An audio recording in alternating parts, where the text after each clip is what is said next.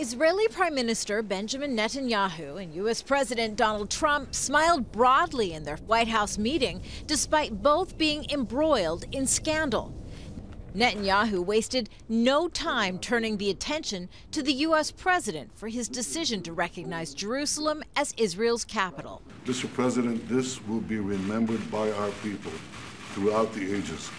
Netanyahu is in Washington in advance of his address on Tuesday before the largest Israeli lobby group in the U.S., AIPAC.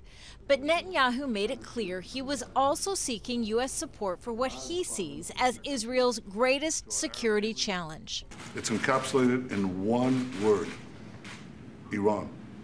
Iran has not given up its nuclear ambitions. It came out of this nuclear deal emboldened, enriched. Both Netanyahu and Trump have made no secret of their loathing of the 2015 agreement, agreed on by the U.S. and the other world powers with Iran to limit Tehran's nuclear program. Both believe the agreement's duration is too short and is weakened by the fact it does not address Iran's ballistic missile program. There's also shared concern over what they believe is Iran's rising influence and a desire for a permanent presence in Syria. Israelis want more American support against Iran. Trump has talked big against Iran, but he has done very, very little. The U.S. president has also talked about striking a peace deal between the Israelis and Palestinians.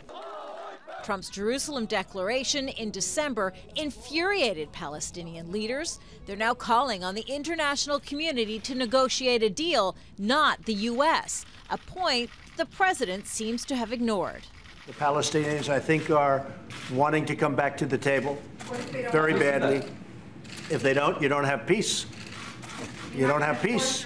If they don't, you don't have peace, and that's a possibility also. I'm not saying it's going to happen. Indeed, Donald Trump's Mideast peace efforts are almost non-existent. Still, he said on Monday he may now himself go to Israel to open the new U.S. embassy in Jerusalem. Kimberly, Halkett, Al Jazeera, Washington.